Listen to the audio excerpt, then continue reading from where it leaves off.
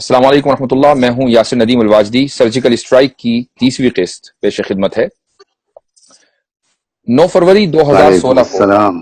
Jawahar Lal Nehru university میں افضل گرو اور مقبول بھٹ کی سزائے موت کے خلاف ایک احتجاج کیا گیا تھا، جس کی بی جے پی کی ذیلی تنظیم ABVP نے زبردست مخالفت کی تھی، اور اس وقت اسٹوڈنٹ یونین کے صدر کنہیا کمار کو گرفتار کر لیا گیا تھا اور ان پر سیڈیشن یعنی ملک سے غداری کے چارجز لگائے گئے تھے. یہاں سے شروع ہوتی ہے جدید ہندوستان میں آزادی اظہار رائے کے خلاف ایک منظم سازش کہ جو شخص ہماری شدت پسندی کو ایکسپوز کرے گا ہم اس پر سیڈیشن کے چارجز لگا کر خاموش کر دیں گے. مشہور عالم دین اور آل انڈیا مسلم پرسنل لا بورڈ کے ترجمان حضرت مولانا سجاد نعمانی صاحب اس منظم سازش کے نئے وکٹم ہیں. فرق صرف اتنا ہے کہ 2016 میں ABVP کو استعمال کیا گیا تھا اور 2018 میں شیعہ وقف بورڈ کے چیئرمین وسیم رضوی کو. مولانا سجاد نعمانی صاحب کے خلاف یہ چارجز کتنے مضبوط ہیں یا کتنے کمزور ہیں یہ تو ماہرین قانون طے کریں گے یا پھر عدالت میں یہ بات طے ہوگی، لیکن ملک کے سیکولر اور امن پسند افراد پر کو قانونی شکنجوں میں پھنسانے کا مقصد صرف یہ ہے کہ حق کی آواز کو خاموش کر دیا جائے. ایک سیاسی جماعت کے خلاف ہونے والی کرٹیسزم کو ملک کے خلاف کرٹیسزم قرار دیا جائے، اور اس معاملے میں خصوصاً مولانا سجاد نعمانی صاحب کے معاملے میں ان کو ذریعہ بنا کر مسلم پرسنل لا بورڈ کو نشانہ بنایا جائے. چونکہ یہ تنظیم ایک واحد تنظیم ہے جو مسلمانوں کے اتحاد کی نقیب ہے، لہٰذا اس تنظیم کو اپنے اتحاد کی وقتاً فوقتاً قیمت ادا کرتے رہنا ہوگی. آج ہمارے ساتھ مسلم پرسنل لا بورڈ کے ترجمان حضرت مولانا سجاد نعمانی صاحب بنفس نفیس موجود ہیں. مولانا، آپ نے اپنی خرابی صحت اور بے انتہا مصروفیات کے باوجود ہمارے لیے وقت نکالا، آپ کا میں بہت شکر گزار ہوں، اور امید کرتا ہوں کہ سرجیکل اسٹرائک کا یہ شو آپ کی آمد کی وجہ سے تاریخی ہوگا اور ہمارے ناظرین کو ایک راہ عمل دے گا انشاءاللہ تعالی.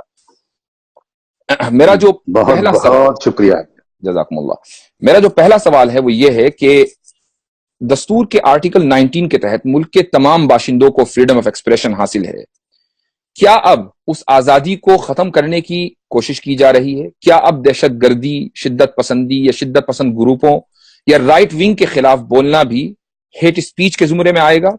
اور کیا ملک کے معزز شہریوں کو قانون کا سہارا لے کر اب ڈرایا جائے گا؟ جی، اب اس میں تو کوئی دوسری رائے کا امکان ہی باقی نہیں رہا ہے.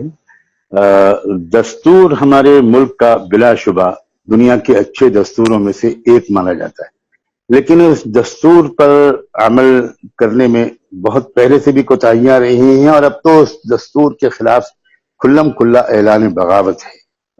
یہ بات بھی مرکزی وزیر کہہ چکے ہیں کہ اب ہم کو دستور بدلنا ہے، یہ ہمارا مقصد ہے، اور اس لیے اس پر کوئی دکھ کا تو اظہار کیا جا سکتا ہے، اور اس کو روکنے کی کوشش کرنا ہر بھارت کے شہری کا فرض بھی ہے، لیکن اس پر کوئی تعجب کرنے کی گنجائش نہیں ہے کہ اب دستور پر عمل کی آزادی نہیں ہوگی، اور جو دستوری آزادیاں بھارت کے تمام شہریوں کو بھارت کے دستور نے دی ہیں وہ ان سے چھینی جا رہی ہیں، چھینی جا چکی ہیں عملاً، اور باقاعدہ دستور میں ترمیم کر کے پھر آگے چل کر ایک غلام، 100% غلام، قانونی اعتبار سے بھی غلام بنانا اس وقت جو رولنگ پارٹی ہے اس کا یہ مقصد ہے، اس کا یہ ایجنڈا ہے.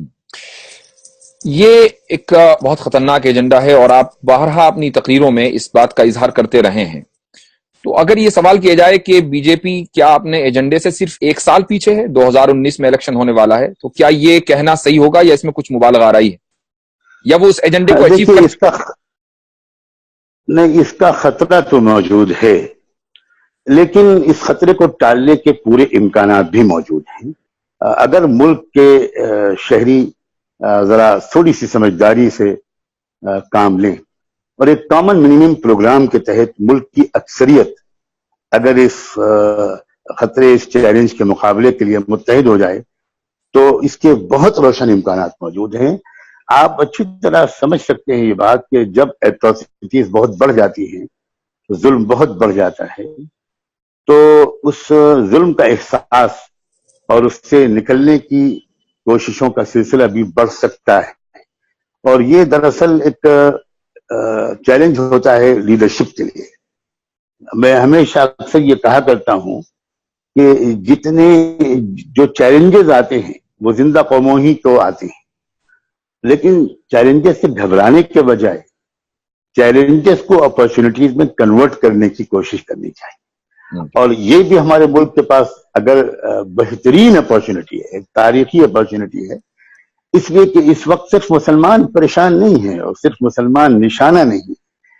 اس وقت وہ ملک کی جو غالب اکثریت ہے 80-85% میں کہہ سکتا ہوں، وہ بھی سخت بے چین ہے اور اس کے خلاف کوششیں بھی کر رہے ہیں لوگ. سکھ لوگ الگ کوشش کر رہے ہیں، آدیواسی الگ کوشش کر رہے ہیں، آدیواسی 11.5 کروڑ ہیں، لنگایت الگ کوشش کر رہے ہیں، وہ 7.5 کروڑ ہیں، بدھسٹ کوشش کر رہے ہیں، SC/ST کے لوگ جن کو عام طور پر لوگ دلت کہتے ہیں، اور میں تو یہ لفظ استعمال کرنا پسند نہیں کرتا. قرآن نے منع کیا ہے کہ کوئی قوم اگر اپنا یا کوئی فرد اپنے لیے کوئی لقب پسند نہ کرے تو تم اس کو اس لقب سے نہ پکارو. دستور نے ان کا جو نام دیا ہے وہ شیڈول کاسٹ شیڈول ٹرائب ہے، تو میں بھی اسی لفظ سے ان کو یاد کرتا ہوں. ان کی بھی بڑی تعداد بہت بے چین ہے، لیکن یہ جو کوششیں ہو رہی ہیں یہ الگ الگ ہو رہی ہیں. اگر اس وقت ملک کے تمام مظلوم سماج کے لیڈران یہ اکٹھا ہو کر، اور اکٹھا ہونے کا یہ مطلب بالکل نہیں ہے کہ ساری چیزوں میں ہم متفق، بہت سے ڈفرینسز آف اوپینین ہو سکتے ہیں بہت سے ایشوز میں، لیکن یہ جو ایک کارپوریٹ فیشزم کا جو ایک زبردست خطرہ ہمارے ملک میں منڈلا رہا ہے، اس کا مقابلہ کرنے کے لیے کامن منیمم پروگرام کے تحت اگر ملک کے تمام مظلوم سماج کے قائدین اگر آگے بڑھے تو بہت ہی بہترین جو خطرناک اسٹیج میں ہمارا ملک داخل ہو چکا ہے، اس سے ہم اپنے اس پسندیدہ اس پیارے ملک کو نکال سکتے. ایک سوال جو اہم ہے، خصوصاً آج کل جو حالات ہو رہے ہیں اور جن کی وجہ سے آپ کے خلاف FIR بھی درج ہوئی ہے، کیا یہ وسیم رضوی کو دشمنی مولانا سجاد نعمانی سے ہے یا مسلمانوں کی نمائندہ تنظیم مسلم پرسنل لا بورڈ کے ترجمان سے ہے؟ ہاں دیکھیے، اگر یہ پہلا واقعہ ہوتا وسیم رضوی کی طرف سے تو میں کہتا کہ اس کا بہت امکان ہے کہ سجاد نعمانی سے انہیں کوئی شکایت ہو، جبکہ میری تو آج تک ان سے نہ کوئی ملاقات ہوئی نہ کوئی سابقہ پڑا ہے. لیکن چونکہ اس سے پہلے وہ مدرسوں کو دہشت گرد قرار دے چکے، مسلم پرسنل بورڈ کے توڑ دینے کی بات کہہ چکے، اور ایسی ہی نہ جانے کتنی باتیں کہہ چکے، دہشت گرد قرار اور یہ بھی کہہ چکے کہ اس لیے دہشت گرد قرار دے رہا ہوں چونکہ ذاکر نائک اس کے ممبر ہیں، اور بابری مسجد جی ہے. تو چونکہ ایک سیریز ہے ان کی طرف سے، اس لیے میں کیسے کہہ سکتا ہوں یا کوئی بھی کیسے کہہ سکتا ہے کہ یہ ایک پرسن کے خلاف ان کا اٹیک ہے.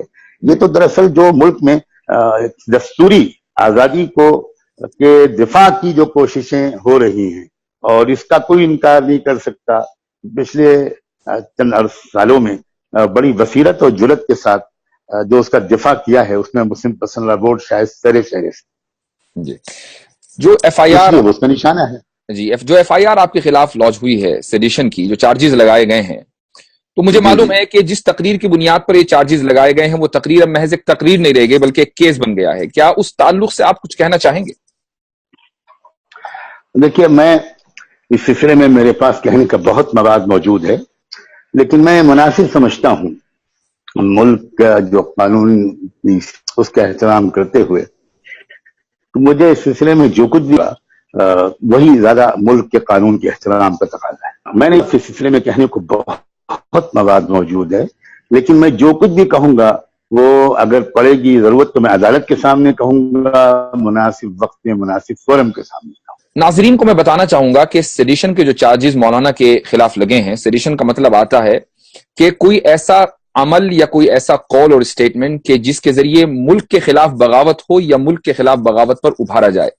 میں نے اس تعلق سے کچھ ماہرین قانون، سپریم کورٹ اور ہائی کورٹ کے متعدد وکیلوں سے بات کی تھی، تو میں ناظرین کے فائدے کے لیے یہ بات یہاں شیئر کرنا چاہوں گا کہ ان میں سے کسی بھی وکیل نے یہ نہیں کہا کہ مولانا کے خلاف جو چارجز ہیں وہ بہت سیریس ہیں، بلکہ ایک بوگس FIR ہے جس کو بہت آسانی کے ساتھ جس کا مقابلہ کیا جا سکتا ہے. تو انشاءاللہ مجھے امید ہے کہ ماہرین قانون کی مدد مولانا کو مل رہی ہوگی اور بہت آسانی کے ساتھ اس FIR کا مقابلہ کیا جائے گا. جو اگلا سوال ہے اور وہ بہت اہم سوال ہے آج کے سیناریو میں، وہ یہ ہے کہ حال ہی میں مولانا سلمان ندوی صاحب نے ایک ویڈیو جاری کی جس میں انہوں نے وسیم رضوی کی سخت مذمت کی ہے۔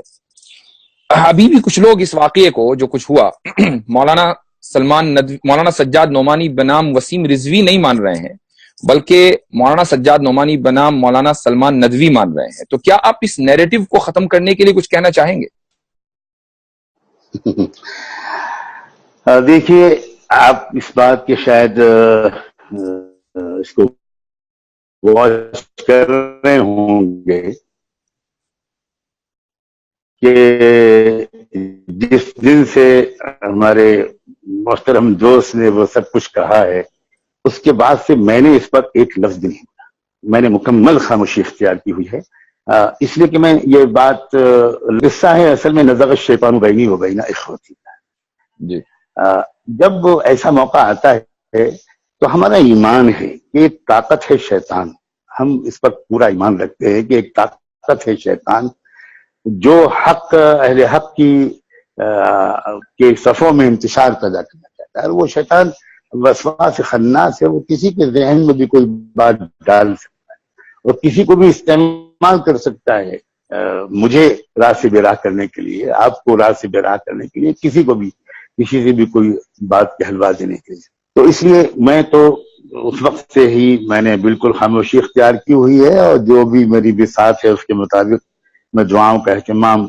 اللہ کی توفیق سے کر رہا ہوں۔ اس میں جو واقعات کی صورتحال ہے وہ تو ایسی ہے کہ وسیم رضوی نے جو کچھ بھی ایف آئی آر میں لکھا ہے اس میں انہوں نے اپنی کوئی ذریعہ معلومات نہیں دی ہے کہ سجاد نعمانی نے فلاں تقریر میں یہ کہا، انہوں نے اسی کلپ کا حوالہ دیا ہے جو ہمارے محترم دوست نے انڈیا ٹی وی پر دکھائی تھی، اسی کا حوالہ انہوں نے دیا ہے۔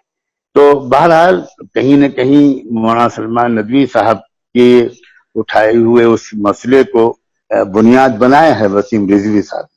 اب مولانا سلمان صاحب اگر جو کچھ فرما رہے ہیں ہمیں اس کا خیر مقدم کرنا چاہیے، ہمیں اس کا استقبال کرنا چاہیے اور بحث کو طول نہیں دینا چاہیے، ہمیں ہر ممکن طریقے پر عفو و درگزر، صبر و اخلاق کا مظاہرہ کر کے اپنی صفوں کے انتشار کو ختم کرنے کو اپنے ایجنڈے میں اولیت دینی چاہیے۔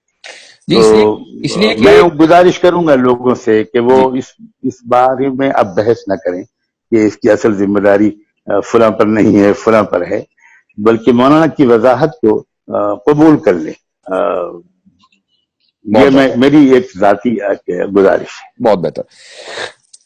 ایک ماہ سے جو کچھ پورے ملک میں ہو رہا ہے، چاہے وہ مسلم پرسنل لا بورڈ کے پلیٹ فارم پر ہو یا اس کے متعلق ہو، پھر روی شنکر آ گئے اور انہوں نے ایک پرپوزل دے دیا، یہ سب جو پورا ایک ایپیسوڈ چل رہا ہے یہ بابری مسجد کے کیس سے متعلق ہے، اس لیے میں ایک سوال بابری مسجد کے متعلق بھی کرنا چاہوں گا۔ بیرسٹر اسد الدین اویسی نے ابھی حال ہی میں ایک انٹرویو دیا ہے، انہوں نے کہا ہے کہ کورٹ کو اپنی کارروائی، عدالتی کارروائی 2019 کے الیکشن تک مؤخر کر دینی چاہیے، کوئی آسمان نہیں گر پڑے گا اگر کورٹ کی کارروائی کو مؤخر کر دیا جائے۔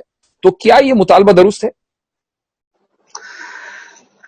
دیکھیے، ہو سکتا ہے کہ یہ مطالبہ فی نفسی ہی بیجا نہ ہو اور ہمارے آپ کو کسی کو پسند آئے، لیکن اویسی صاحب خود ایک بیرسٹر ہیں، اگرچہ وہ پریکٹس نہیں کی ہے انہوں نے غالباً، تو اس کا جو کورٹ پر اچھا اثر نہیں پڑتا، اس طرح کی باتیں کہنے کا کورٹ پر اثر نہیں پڑتا۔ یہ بات اپنی جگہ ہو سکتا ہے درست ہو، لیکن بابری مسجد کے کیس کو اور اس میں انصاف کے ملنے کو اس سے کوئی فائدہ پہنچے، اس کی توقع کرنا آسان نہیں ہے، کیونکہ یہ بات تو طے ہے کہ کورٹ تو طے کر چکی ہے کہ اس کا فیصلہ جلدی کرنا ہے، یہ بات تو بالکل طے ہے۔ کورٹ تو بہت ہی زیادہ جلدی میں تھی، وہ تو وکلاء نے بہت سخت احتجاج کیا اس بات پر، جب ڈاکومنٹس تیار نہیں ہیں، پارٹیز کو جو ریکوائرڈ ڈاکومنٹس ہیں جن کی بنیاد پر اس پر بحث ہونی ہے، جب ان کا ٹرانسلیشن ابھی نہیں ہوا، ہم کو اس کی کاپیز نہیں ملی، تو آپ کیسے اس کی ہیئرنگ کو شروع کر سکتے؟ تو کورٹ تو اتنی جلدی میں تھی کہ وہ تو ڈاکومنٹس کی تیاری کا بھی لحاظ کرنے کو شاید شروع میں تیار نہیں تھی، وکلاء نے ایک مضبوط اسٹینڈ لیا، اس کی وجہ سے کورٹ نے اتنا انتظار کرنا گوارا کیا۔ تو اب وہ الیکشن تک کے ٹالنا کی بات کہنا اور وہ بھی پبلک فورم پر، تو مجھے نہیں لگتا کہ اس سے ہم کو کچھ فائدہ پہنچے گا. کہنے والے کا ارادہ اچھا ہوگا، ان کی نیت اچھی ہوگی، لیکن ہر وہ بات جس کے پیچھے نیت اچھی ہو وہ ہمیں اس کاز میں فائدہ بھی پہنچائے، یہ ضروری نہیں ہوتا. دوسرا یہ کہ اس سے اس بات کو بھی تو موقع مل سکتا ہے کہ بی جے پی دوبارہ اس کو پھر اپنے ایجنڈے میں شامل کر لے 2019 کے الیکشن میں، کہ پچھلے ٹرم میں ہم نہیں بنا پائے، اب اگلے ٹرم میں بنا لیں گے. دیکھیے وہ تو شامل ہے ہی، اس کے کہنے سے وہ شامل ہوگا یہ تو بات نہیں ہے، اور اس کی ایک بہت بڑی وجہ ہے.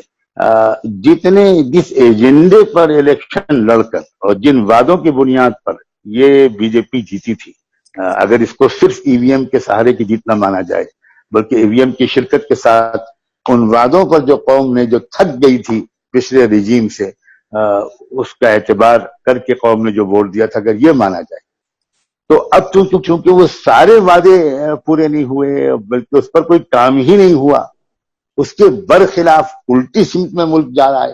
کالا دھن تو کیا واپس آتا، وائٹ منی بلینز کی مقدار میں ملک سے باہر جا رہا ہے. تو اب ان بنیادوں پر تو کوئی الیکشن کی کمپین نہیں چلا سکتا، تو ان کو بہرحال اس کو ایک کمیونل ایجنڈا دے کر ملک میں ایک زبردست نفرت اور خوف کی فضا عام کر کے الیکشن جیتنا ہے، یہ ہم سب جانتے ہیں. لیکن اس کو روکنے کی ترکیب کیا ہے، یہ اس میں ذرا سا زیادہ سنجیدگی کی ضرورت ہے. جی، بی جے پی کا کوئی بھی ترجمان یا کوئی بھی لیڈر کبھی بھی آپ کو یہ کہتا ہوا نہیں ملے گا کہ ہم بابری مسجد کے تعلق سے جو کیس سپریم کورٹ کا آئے گا اس میں فیصلے کا احترام کریں گے. بلکہ ابھی حال ہی میں سمپت پاترا نے ایک اوپن شو میں انہوں نے کہا کہ میں لکھ کر دیتا ہوں، بلکہ انہوں نے لکھ کر بھی دے دیا کہ رام مندر وہیں بنے گا. تو یہ ایک تو توہین عدالت ہے، اس کے زمرے میں آتا ہی، اس میں کوئی شک نہیں ہے. لیکن ساتھ میں آپ چونکہ اس کیس سے بہت قریب رہے ہیں، ماشاءاللہ آپ ترجمان ہیں اسے پسند بورڈ کے، تو کیا آپ کو لگتا ہے کہ یہ بی جے پی کی ایک کمزوری ہے جس کا وہ اظہار کرتی ہے کہ وہ بورڈ کے فیصلے کو پہلے ہی گویا کہ اس طرح اس کو کر رہے ہیں کہ ہم اس کو قبول کرنے کے لیے تیار نہیں ہے؟ کہیں ان کی کمزوری ہے؟ دیکھیے، جو آپ نے جس بی جے پی کے ترجمان کی جس بات کی طرف اشارہ کیا، اس سے بھی یہی نتیجہ کیا جا سکتا ہے، کیا جانا چاہیے. کوئی اور دوسرا نتیجہ نکالنا میرے خیال میں ممکن ہی نہیں ہے. اس کے علاوہ مزید ایک بات اور ہے کہ عین سپریم کورٹ میں فائنل ہیئرنگ کے وقت میں مصالحتی سمجھوتے کو لے کر کسی کا نکل آنا، اور سمجھوتا نہیں بلکہ سرنڈر، کہ آپ ہم کو دے دیجئے، آپ مسجد کہیں اور بنائیے، یہ ہمیں دے دیجئے. اگر ان کا کیس مضبوط ہوتا اور ان کو یقین ہوتا کہ عدالت ہمارے حق پہ فیصلہ کر ہی دے گی، تو ہم کو نہیں لگتا کہ وہ اس موقع پر یہ بات کہتے. اگر ان کو امید ہوتی کہ فیصلہ ان کے حق میں ہوگا، ایسا لگتا ہے کہ ان کو یہ لگتا ہے کہ فیصلہ ان کے حق میں نہیں ہو پائے گا. یہ ٹائٹل سوٹ ہے اور اس کے لیے بہت مضبوط ثبوت ہیں، تو اس لیے وہ شاید ایسی فضا چاروں طرف سے بنا رہے ہیں، کبھی خوشامد، کبھی دباؤ، کبھی سیریا بنا دینے کی دھمکی یا بن جانے کے خطرے کی آگاہی. تو اس طرح کے لوگ ڈر کر جلدی سے کسی طرح راضی ہو جائیں، اس طرح کی ٹیکٹک ان کی نظر آتی ہے، لیکن وہ کامیاب تو نہیں ہوئی، نہ ہوگی انشاءاللہ. جی، ایک بہت اہم سوال جو بہت دنوں سے میرے ذہن میں، اور میرا ارادہ تھا کہ کبھی آپ سے گفتگو ہوگی تو یہ سوال میں ضرور کروں گا. آپ نے بہت سی تقریروں میں گاندھی کی اور نہرو پر، ان دونوں فگرز پر، اور جو دیگر ہسٹوریکل فگرز ہیں ان پر زبردست تنقید کی ہے، یہاں تک کہ بہت سی تقریروں میں ان دونوں کو ملک کی تقسیم کا بھی ذمہ دار مانا ہے. میرا سوال یہ ہے کہ یہی تو آر ایس ایس کا نیریٹو ہے، لیکن اب ہم گاندھی جی کا لٹریچر پڑھتے ہیں تو بظاہر اس میں ایسی کوئی چیز نہیں نظر آتی. تو وہ لائن آف ڈیفرنس کیا ہے؟ آر ایس ایس بھی گاندھی پر تنقید کرتی ہے اور آپ بھی کرتے، تو ہم کیسے ڈیفرنس کریں؟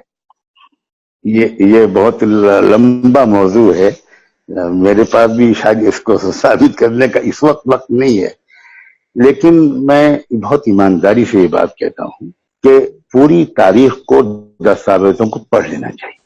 میں نے جو کچھ کہا ہے، خدا کے شکر ہے، تقریباً 4-5 سال کے مطالعے کے بعد، اور میں بہت احتیاط کے ساتھ اگر کہوں تو میں کہہ سکتا ہوں کہ لگ بھگ 1,00,000 صفحات کے مطالعے کے بعد میں ریفرنس دیتا ہوں. اور کوئی کتاب نہ پڑھے کوئی کسی مصنف مورخ کی، لیکن برٹش گورنمنٹ نے تقریباً 12 جلدوں میں، جہاں تک مجھے یاد ہے، وہ جو ٹرانسفر آف پاور کے ڈاکومنٹس چھاپے ہیں، اس میں وہ پوری دستاویز آفیشل ہے.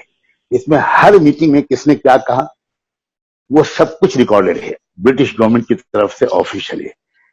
اور وہ کس نے کس کو کیا ٹیلی گرام دیا, کس نے کس کو کیا فون کیا, کس نے کس کو کیا خط لکھا, کس میٹنگ میں کیا بات ہوئی, کس پر, وہ پوری کی پوری انہوں نے چھاپ دی ہے.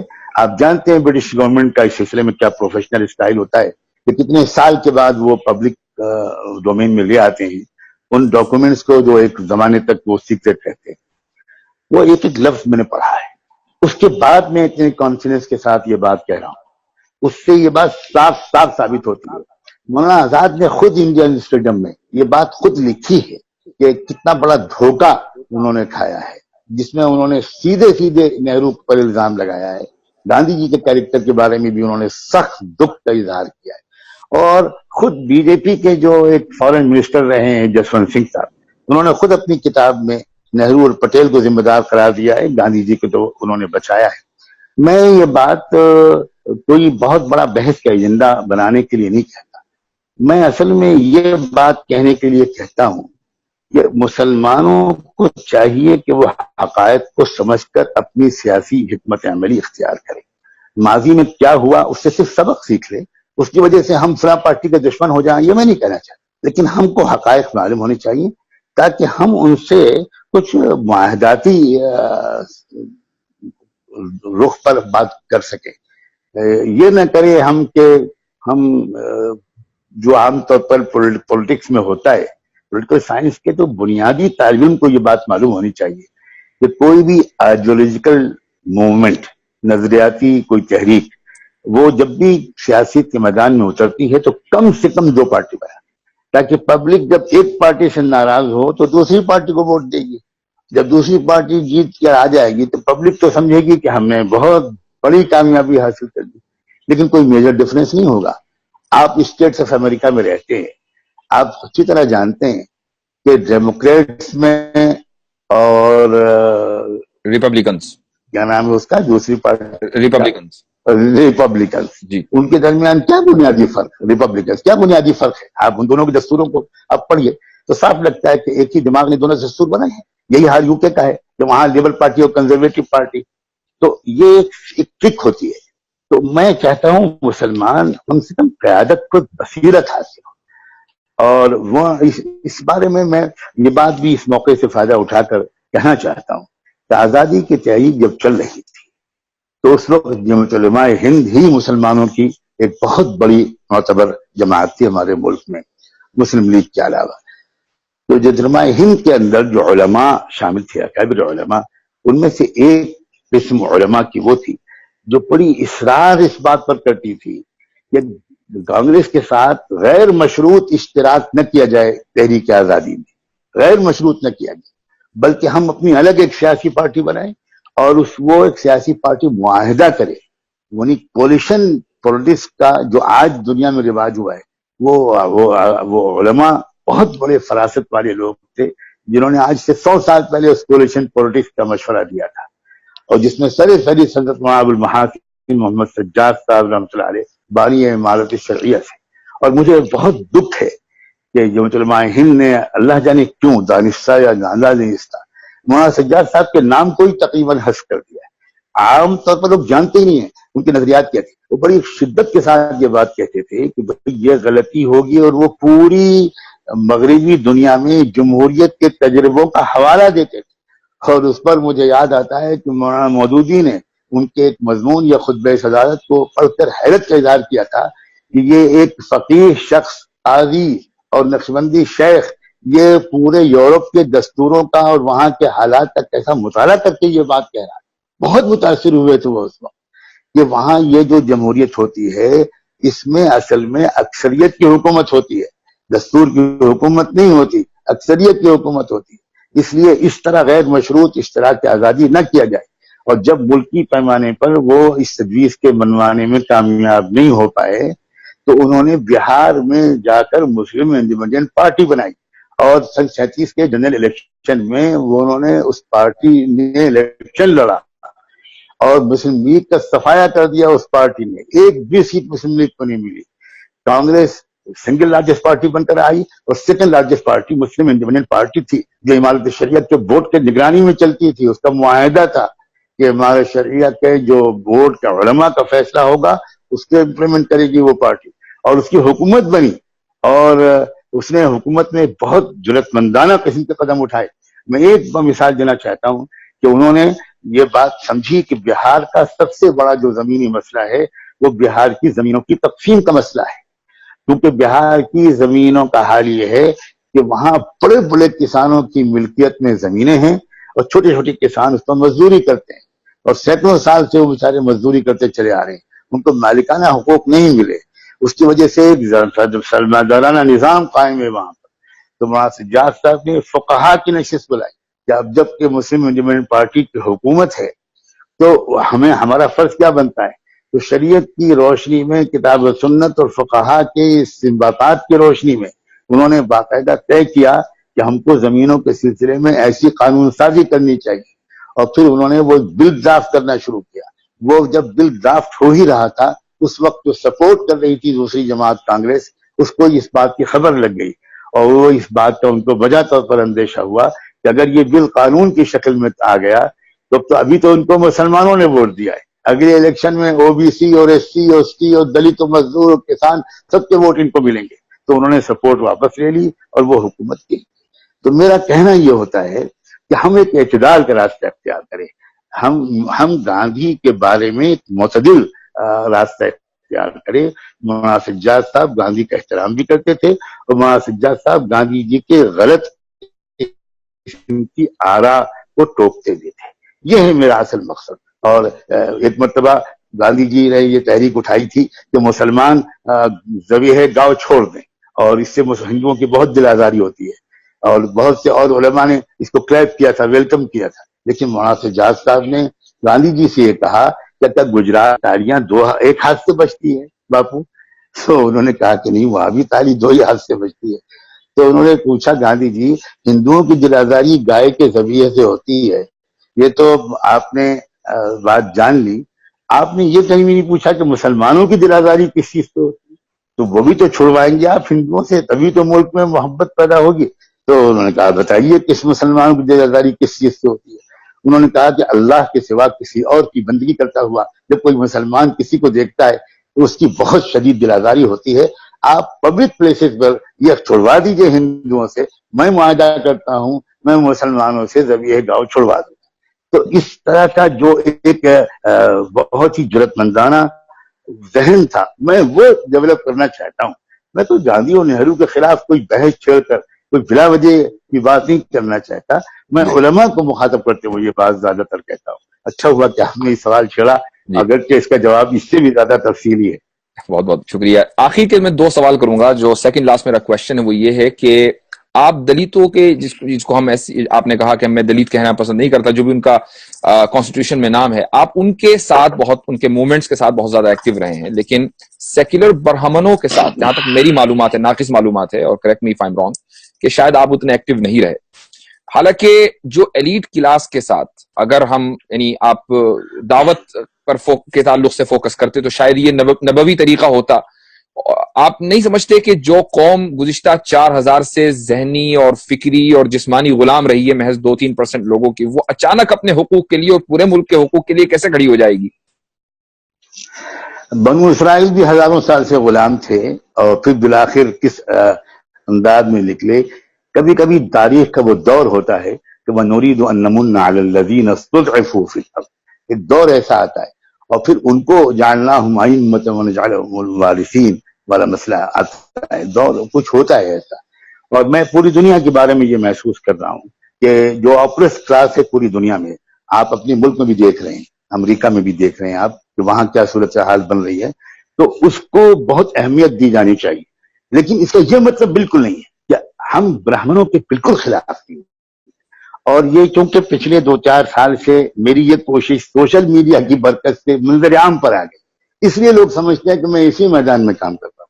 मैं तो टूटा फूटा अपनी बिसात के मुताबिक इस मैदान में काम कर रहा हूँ 1990-1992 से, वारिस साहब के हुक्म पर। और बहुत ताल्लुकात हैं मेरे उन अच्छे शरीफ ब्राह्मणों से, वो मेरे पूरी तरह साथ हैं इस मिशन में। हम ब्राह्मण سوشل آرڈر کے خلاف ہے، جس کو برہمن واد کہا جاتا ہے. ہم برہمن کے خلاف بالکل نہیں ہے، قطعاً نہیں. اسلام اس کی اجازت نہیں دیتا، عقل اس کی اجازت دیتی. اگر کوئی برہمن اس ملک میں انصاف کے نظام کو قائم کرنے میں مظلوموں کے ساتھ کھڑا ہوتا ہے، ہم اس کو آگے بڑھائیں گے. ہم جانتے ہیں کہ اس کے اندر جو صلاحیت ہے وہ صلاحیت دوسروں میں ابھی نہیں ہے. ہم یہ بات اس بات سے بالکل واقف ہیں اور آپ کی یہ بات بالکل درست ہے. لیکن ہم یہ نہیں چاہتے کہ جو اصل صورتحال زمینی سچائی ہے، مسئلہ ہندو مسلم بنا کر اگر اس ملک میں پیش کیا جائے گا تو مجھے نہیں لگتا کہ ہمیں کامیابی ملے گی. جمہوری نظام میں میجورٹی کا ایک بہت بڑا مسئلہ ہوتا ہے، اور میرا کہنا یہ ہے کہ اس ملک میں میجورٹی ظالم نہیں ہے، مظلوم ہے. اور وہ جو مظلوم میجورٹی ہے اس کو اکٹھا ہونا چاہیے. بس یہ ہے میری کل پکار. اور ان مظلوموں کے ساتھ کھڑے ہونے میں اگر کسی اور قبیلے کے، جو ظالموں کا قبیلہ ہے مثلا، اگر اس قبیلے کے انصاف پسند لوگ آتے ہیں تو وہ بھی تو ابوبکر عمر بھی تو قریشی میں سے تھے. جی. تو اگر اس قبیلے کے لوگ آتے ہیں تو ہم ان کا استقبال کریں گے، بلکہ ان کو آگے بڑھائیں. ہم کہیں گے کہ آپ لیڈ کیجئے انصاف کے قائم کرنے کی اس تحریک. ملک اس وقت جس دوراہے پر کھڑا ہے اور مسلم نوجوان یقیناً ان حالات میں بہت ہی زیادہ ذہنی کرب اور انتشار کا شکار ہے اور سمجھتا ہے کہ مستقبل بہت غیر یقینی ہے، تو پولیٹیکل امپاورمنٹ کے حوالے سے مسلم نوجوانوں کے لیے مختصراً آپ کیا ان کو ایجنڈا دیں گے؟ دیکھیے، میں مسلم نوجوانوں سے یہ اپیل کروں گا کہ نہ تو وہ مایوسی کا شکار ہوں اور نہ وہ غصے میں آئیں. مایوسی ارتداد تک پہنچاتی ہے اور غصہ دہشت گردی تک پہنچاتا ہے. وہ ایک معتدل نفسیاتی کیفیت اپنی بنانے کی کوشش کریں جس کا اصل سرچشمہ ایمان ہے، اللہ سے تعلق ہے، اور یہ ماننا ہے کہ اصل حقیقت یہ ہے کہ اللہ مالک الملک ہے، یؤتی الملک من یشاء تؤتی الملک من تشاء. اور اس کے نتیجے میں معتدل نفسیاتی کیفیت بنائیں اپنی، اور اس ملک کے اصل ایجنڈے کو سمجھیں. اس ملک کا اصل ایجنڈا ہندو مسلم نہیں تھا. اس ملک کا اصل ایجنڈا اس ملک کی اصل آبادی میں وہ طبقاتی نظام تھا. اس لیے وہ سیکولر اور کمیونل کا جو حکمت عملی تھے، جنگوں میں حکمت عملی بدلنی پڑتی ہے، ایک ہی حکمت عملی ہمیشہ نہیں رہتی. جو حکمت عملی بدر میں تھی وہ کچھ اور تھی، وہاں تو اچانک جنگ آ گئی تھی. احد کی حکمت عملی کچھ اور تھی، خندق کی حکمت عملی کچھ اور تھی. عقل بھی یہ کہتی ہے کہ ہم کو کسی ایک حکمت عملی پر اصرار نہیں کرنا چاہیے کہ ہمارے بزرگوں کی مقرر کی ہوئی حکمت عملی ہے. سیکولر کمیونل کا جو حکمت عملی تھی وہ سب ہم جانتے ہیں کہ فیل ہو گئی. کون ہے اس ملک میں سیکولر؟ اگر آپ میں دریافت کرنا چاہتا ہوں، نام بتائیے کون سیکولر ہے. سچی بات یہ ہے کہ بابری مسجد ہی کے مسئلے کو لے لیجئے، اس کے سلسلے میں جو کچھ بھی اب تک ہوا ہے وہ سو کالڈ سیکولر پارٹی ہی کے ذریعے ہوا ہے، انہی کے دور میں ہوا ہے. تو اب مسئلہ یہ نہیں ہے کہ سیکولر اور کمیونل کا ایجنڈا چل پائے گا. ہمیں غور کرنا چاہیے کہ ظالم اور مظلوم کی تفریق کریں. جب ہم یہ تفریق کریں گے تو مظلوم اکثریت میں ہے، بہت بھاری اکثریت میں، اور جمہوریت میں اکثریت کا ہی اصل میں فتویٰ چلتا ہے. تو اس اکثریت کو اکٹھا کرنے کی کوشش کریں. اور نوجوانوں سے میری اپیل یہ ہے کہ اس بات پر دھیان دیں، سنجیدگی سے اس بات کو سمجھیں، اور اس جو آبادی ہے ملک کی اصلی آبادی، دیکھیے ہمیشہ استعمال جو ہوتے ہیں لوگ، وہ استعمال کرنے والا کس کاسٹ کا ہے وہ الگ بات ہے، لیکن جو استعمال ہوتے ہیں مسلمانوں کے خلاف یہی لوگ استعمال ہوتے ہیں. وہ ایس سی ایس ٹی کے لوگ استعمال ہوتے ہیں، او بی سی لوگ استعمال ہوتے ہیں. اگر ان کے اندر مسلمانوں کی نفرت نکل گئی اور ان کے اندر مسلمانوں کے بارے میں جو واقعی خیال ہے وہ آ گیا، درست خیال آ گیا، تو ایک طرح سے ان کو استعمال کرنے والے نہتے ہو جائیں گے. تو یہ بہت بڑا کام. آپ دیکھیے اس دوران بڑے بڑے فسادات ملک میں نہیں ہو رہے، اب موب لنچنگ ہو رہی ہے، کسی کو ایک فرد کو گھیر کر پیٹ پیٹ کے مارا جا رہا ہے. اس کی ایک بڑی وجہ یہ بھی ہے کہ بڑے فساد کرنے کے لیے جتنی بڑی تعداد میں ایس سی ایس ٹی کے لوگ پہلے ان کو مل جایا کرتے تھے، اب ان کو شاید نہیں مل پا رہے. جی. یہ بہت بڑی زمینی سچائی ہے جس پر غور کیا جانا چاہیے. وہ کیوں نہیں مل پا رہے ہیں؟ اس لیے کہ ان کی تعداد گاؤں گاؤں میں ایسے لوگ بن گئے ہیں جو اصل ایجنڈے کو سمجھ گئے ہیں، اور وہ یہ سمجھ گئے ہیں کہ مسلمان ہمارے دشمن نہیں تھے، انہوں نے ہم کو مسلمانوں کے خلاف استعمال کیا. مسلمان تو ہمارے خیر خواہ دوست ہیں. اس لیے زمینی سطح پر ملک کے اندر عوام، مسلمانوں کے اندر اور غیر مسلم عوام کے اندر محبت بڑھ رہی ہے. اور یہ بہت اہم بات ہے. اگر اور کوئی کام نہ بھی ہو اس تحریک کے ذریعے، صرف اتنا ہی کام ہو اس تحریک کے ذریعے کہ ملک کے عوام کے اندر آپس میں نفرت ختم ہو جائے، تو یہ بہت بڑا کام ہے. اگر مسلمانوں کے بارے میں جو دشمنی کے جذبات بھڑکا دیے گئے تھے ان مظلوم طبقات کے لوگوں کے اندر، اگر وہی نکل جائیں یا ختم ہو جائیں یا کم ہو جائیں، یہ تو بہت بڑا اچیومنٹ ہے. اسی پلیٹ فارم پر آگے جا کر مثبت ملک کی تعمیر اور ترقی کے منصوبے دراصل بروئے کار لائے جا سکتے. بہت بہت شکریہ، جزاکم اللہ خیرن. ناظرین، اب جو میں اپیل آپ لوگوں ایک بات میں ذرا سا اور عرض کرنا چاہوں گا. مجھے ابھی یاد آئی ہے بات، وہ اگرچہ آپ کے پاس بھی وقت نہیں ہے، مجھے بھی فوراً کہیں جانا ہے، تو ایک بات میں کہوں کہ چونکہ آپ کے ذریعے سے پوری دنیا میں یہ بات پھیل جائے گی. وہاں سلمان صاحب نے دو باتیں کہی عاملہ کے اندر بھی، جی، اور اس سے ایک دن پہلے ایک ویب سائٹ کو انہوں نے کسی چینل کو انٹرویو دیتے بھی، اور بعد میں بھی کہی ہیں، اور وہ آپ کے اس سرجیکل اسٹرائک والے شو میں بھی انہوں نے وہ دو باتیں دہرائی. ایک تو یہ کہ Sajjad Nomani R S S کے agent, Sajjad Nomani R S S کا نمائندہ ہے، اور وہ اس کے انہوں نے عکس کیا تھا کہ میں نے اپنی کسی تقریر میں کہا تھا کہ میں ان کے کیمپوں میں جاتا ہوں، میرے ان کے کچھ لوگوں سے ذاتی تعلقات ہیں. اس سے انہوں نے یہ عکس کیا تھا، اور عاملہ میں بھی انہوں نے یہی الفاظ استعمال کیے کہ بہت سخت موڈ کیفیت لہجے وہ لہجے میں جس کا میں بچپن سے عادی ہوں. میرا ان کی بچپن کی دوستی ہے، تو مجھے میرے لیے کوئی تعجب کی بات نہیں ہے. دکھ کی بات ضرور ہوتی ہے. ان میں بہت صلاحیتیں ہیں، اللہ تعالیٰ ان کو ملت کی صحیح قیادت اور ملک کی صحیح قیادت کی توفیق ہے، تو وہ ہم سب کی رہے. انہوں نے میں ایک بات یہ کہنا چاہتا ہوں کہ مجھے اس پر بہت تعجب ہوا. ایک دن پہلے ہم لوگ بٹکل میں تھے اور ہنسی مذاق ہوا، ملاقات ہوئی، ساتھ رہے ہم لوگ بٹکل کے رابطہ ادب اسلامی کے سیمینار میں. اگر انہیں میری کسی تقریر کے بارے میں کوئی ایسا اشکال تھا تو بہت آسانی سے ہم لوگ آپس میں بات بھی کر سکتے تھے، لیکن شاید اس وقت تک ان کے ذہن میں ایسی کوئی بات نہیں تھی، ورنہ مجھے یہی ان کے ساتھ حسن ظن اور امید ہے کہ مجھ سے بات کرتے ہوئے بنگلور انہوں نے یہ دونوں باتیں میرے بارے میں سب سے پہلے کہیں جب وہ 8 تاریخ کو بنگلور آئے اور شری سے ان کی ملاقات ہوئی.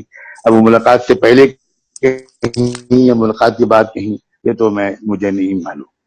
مجھے صرف کہنا یہ ہے کہ الفرقان کا ایک خاص نمبر میں نے نکالا تھا جب موجودہ نریندر مودی کی حکومت آئی، اور اس کے چند مہینے کے اندر اس کے عزائم کا مجھے پورا اندازہ ہو گیا، ہم سب کو ہو گیا.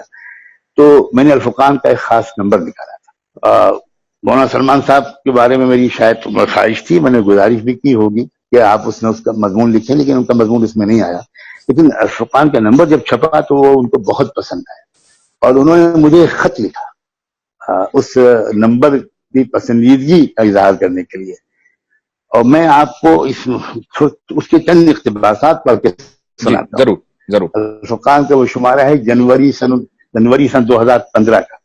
وہ پورے جو نمبر کا حاصل تھا وہ یہ تھا کہ یہ مودی کی حکومت بی جے پی کی حکومت نہیں ہے، آر ایس ایس کی حکومت، اور مسلمانوں کو یہ سمجھ کر اب اپنی حکمت عملی بنانی چاہیے. اور وہ حکمت عملی کیا ہو، اسی کو نمبر کے مختلف مضامین کے ذریعے پیش کرنے کی میں نے اپنی وسعت کے مطابق کوشش کی.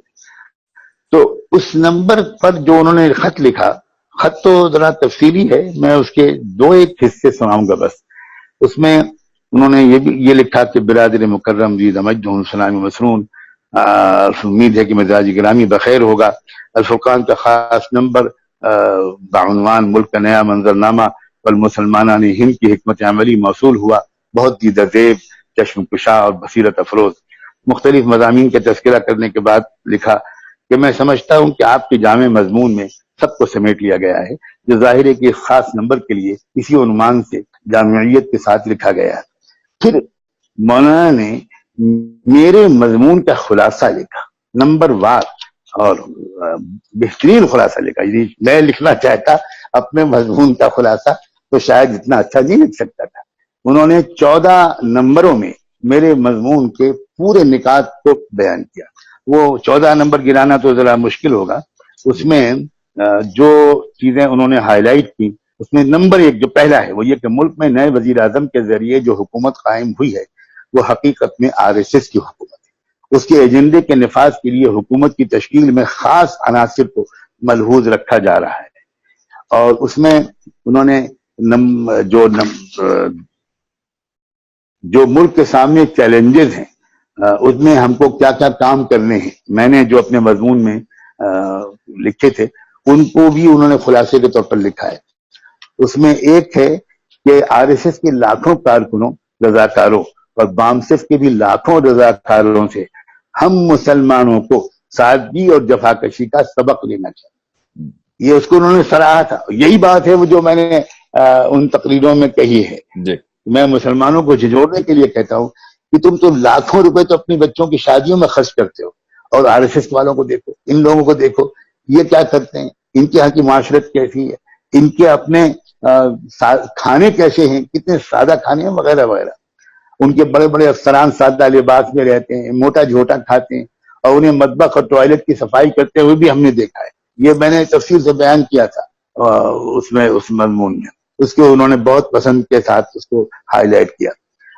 آخر میں انہوں نے جو میرے نکات تھے اس میں یہ بھی لکھا ہے کہ ہمیں حضور صلی اللہ علیہ وسلم کے مختلف قبائل سے معاہدات کا جائزہ لے کر آج مختلف اقوام و قبائل سے معاہدوں کے بارے میں سوچنا ہوگا اور ان میں اپنے حلیف تلاش کرنے ہوں گے۔ یہ بات بھی میں مسلسل کہہ رہا ہوں کہ سیرت نبوی کی روشنی میں ہم کو اس ملک میں جو مختلف قبائل ہیں جن کو ہم کاسٹ کہتے ہیں، یہ عربی کے اصطلاح کے مطابق قبیلے ہیں، اور حضور صلی اللہ علیہ وسلم میں اس بات کو عرض کرتا ہوں کہ حضور نے جزیرہ عرب میں ان میں سے ایک کو چھوڑ کر شاید سارے قبیلے دراصل مشرک تھے، لیکن آپ نے ان کو ایک مذہبی وحدت نہیں قرار دیا، آپ نے ان کو قبائلی وحدت کی بنیاد پر ہر قبیلے سے الگ الگ معاہدہ کیا۔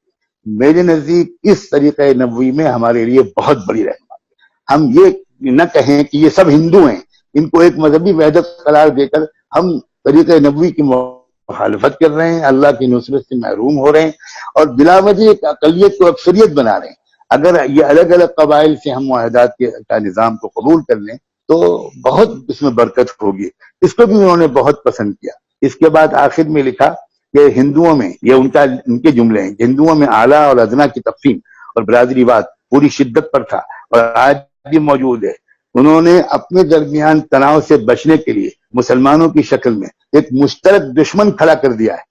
سیکولر اور غیر سیکولر کی تقسیم ایک چال ہے۔ یہ مولانا سلمان صاحب گویا میرے مدعا کی تلخیص کرتے ہوئے اس کو یہ تعبیر دے رہے ہیں۔ کانگریس اور BJP ایک ہی سکے کے دو رخ ہیں۔ جب بھی ہندوؤں کے درمیان آپسی اختلافات اٹھتے ہیں تو وہ فوراً کوئی جذباتی ایشو کھڑا کر دیتے ہیں۔ انا ہزارے کی تحریک بھی اسی لیے تھی۔ اسی پس منظر میں RSS نے مودی کو وزارت عظمیٰ کے لیے اور امت شاہ کو UP کے انچارج کے طور پر منتخب کیا، اور الیکشن میں ہندو سب خطرے میں ہے کہ نعرے کو استعمال کیا۔ فسادات میں پسماندہ اقوام کو بھڑکایا جاتا ہے تاکہ وہ ہندو بنے رہیں۔ یہ ساری چیزیں انہوں نے ہائی لائٹ کرنے کے بعد آخر میں جو جملہ لکھا، بس وہ میں سنا کر رخصت ہوں گا، جس میں انہوں نے لکھا کہ یہ وہ نکات ہیں نمبر 10، 11، 12 خاص طور پر، جن کا بھی ذکر اہل فکر و نظر کرتے رہتے ہیں اور ان کی ضرورت محسوس کرتے ہیں، لیکن اگر یہ خاص نمبر کام کے لیے ہے تو اہتمام کے ساتھ آپ کو اس کا بیڑا اٹھانا چاہیے، اور اگر یہ محض مشورے اور تجاویز نہیں ہیں اور آپ ان نکات پر کام کرنا ضروری سمجھتے ہیں تو مؤثر طریقے پر اس کام کو شروع کرنے میں دیر نہیں لگنی چاہیے۔ مجھے آپ کی عملیت اور فعالیت سے امید ہے کہ آپ اس خلا کو پر کریں گے۔ والسلام، سلمان الحسینی النبی۔ تو میں تو انہی کے مشورے پر کام کر رہا تھا، اور ابھی کچھ مہینے پہلے بنگلور میں ایک مشاورتی نشست میں اسی مضمون کو میں نے بیان کیا، جہاں پر دراصل موضوع یہ تھا کہ کیا لاہ عمل ہونا چاہیے ہم مسلمانوں کے سامنے ان حالات کے مقابلے کا۔ تو میں نے یہی باتیں پھر وہاں پیش کی، کچھ عملی تجربات بھی پیش کیے۔ تو میری پاس ہی بیٹھے ہوئے تھے، حسب معمول ہم لوگ ہمیشہ ساتھ ہی بیٹھتے ہیں، میں بیٹھتے تھے نہیں کہہ رہا تھا، کہہ رہا ہوں، میں بیٹھتے ہیں کہہ رہا ہوں، اور آئندہ بھی انشاءاللہ ساتھ ہی بیٹھیں گے۔ تو انہوں نے مائک میرے ہاتھ سے لیا اور یہ کہا کہ مولانا آپ کو اللہ نے اس کام کے لیے چن لیا ہے، اور ہم دیکھ رہے ہیں کہ آپ کس لگن سے یہ کام کر رہے ہیں اور اس کے کیا فائدے آ رہے ہیں۔ اب تکلف برطرف، کیونکہ میں نے یہ بھی کہا تھا کہ بھائی پسندیدگی سے مجھے بہت خوشی ہو رہی ہے. میں امید چاہتا ہوں کہ سارے بڑے حضرات اس کی تائید کریں گے. اس طریقے کی اس میں جان پڑ جائے گی. تو مولانا نے اپنے مزاج کے مطابق کہا یہ اکابرین اور بڑے بڑے سب چھوڑیے, آپ قائد ہیں, ہم آپ کی قیادت میں ہم لوگ سب یہ کام کریں گے. مولانا خالد سیف اللہ صاحب بھی وہاں موجود تھے, انہوں نے بھی اس کی پرزور تائید کی. تو اب وہ ان کے مشورے کہ اب مشورہ بدل رہا ہے, اب مجھے ہدایت دے رہے ہیں کہ یہ سب چھوڑو, یہ سب چھوڑ کر اب میں پھر ان سے بات کروں گا کہ بھائی اچھا ٹھیک ہے اب قبلہ بدل گیا تو میں بدلے ہوئے قبلے کی طرف نماز پڑھنا شروع کروں. میں مولانا سے بہت محبت کے ساتھ یہ گزارش کرتا ہوں کہ بہت سوچ سمجھ کر کوئی بات کریں, آپس کی مشاورت ہم لوگ جاری رکھیں اور بڑوں سے بھی مشورہ کریں, آپس سے بھی مشورہ کریں. اور مجھے امید ہے انشاءاللہ خاص طور پر رات جو انہوں نے ایک نیا جو انٹرویو دیا ہے میں بہت خیر مقدم کرتا ہوں. اور میں تمام سوشل میڈیا پر کمنٹ کرنے والوں سے درخواست کرتا ہوں خدا کے لیے اب تنقیدیں وغیرہ بند کر دیجئے. آپ نے تو شروع میں بھی وہی موقف اختیار کیا تھا یاسر صاحب, اب بند کر دیں تاکہ ہماری لڑائی آپس میں نہیں ہے, ہماری لڑائی اس ملک میں ظلم کی طاقت والوں سے ہے. ہم ان کے خلاف لڑائی کریں. ہو سکتا ہے کوئی اس انداز سے مقابلہ کرے, کوئی اس انداز سے مقابلہ کرے, الگ الگ جہتیں ہو سکتی ہیں کام کی, لیکن ہمارے درمیان ایک دوسرے پر اعتماد اور ایک دوسرے کے لیے حسن ظن, ایک دوسرے کے لیے تعاون اور دعا, یہ مزاج ہمارا بننا چاہیے.